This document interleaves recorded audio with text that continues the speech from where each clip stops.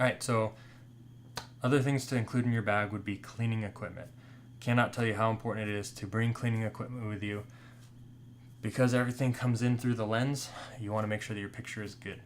I've done a lot of shoots just for whatever, where my lens ended up getting dusty or dirty.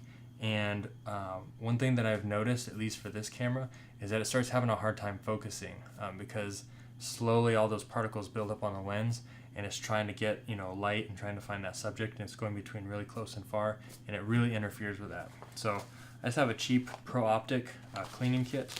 The main things that you're looking for are this soft rag and then lens cleaning solution. All right, you don't want to put just water on it, so make sure you have cleaning solution.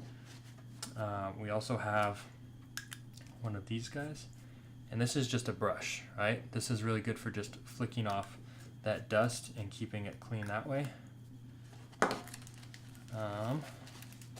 Then you're going to have cleaning wipes for coated optics. And I think I just keep an extra rag in here. I keep an extra cloth because I've been at some places where I'll be cleaning my lens. I know it sounds stupid of me, but I'll drop my cloth in the dirt. Once I drop it in the dirt, I personally consider it not usable anymore. So that's why I like to keep extras. So some people just have one. They're like, oh, I only need one. Why would I need two if I can only use one at a time? Keep an extra one in case the one gets destroyed.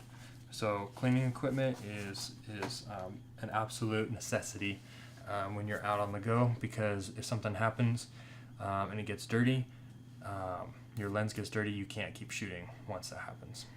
The next thing that I would include would be filters. I only have a small starter pack of filters, but once you start looking into them, you'll probably get carried away with them. So what I've got here is a UV filter, and this basically blocks UV rays from coming in through your lens. It's arguable. Some people say that they're not necessary. Some people say that they are necessary. That's totally up to you. But go ahead and mess around with those. I like to use them. The UV filters also, I want to say they include a 2/3 of a stop of light.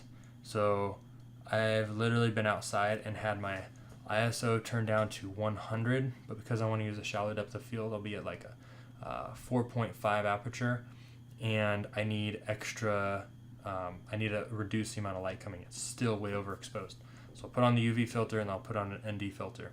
So here I have a ND2 filter, and so that's going to stop light coming in. And then I have a CPL filter. So all the CPL filter does is it's a polarized filter that reduces light reflected on objects. So this is kind of like your basic filter kit. One other thing is the ND2 filter is going to offer one stop of light. And what you can do is you can actually get multiple ND filters, and as you stack them, they'll reduce more and more light. Basically how it works is an ND2 is going to give you one stop of light.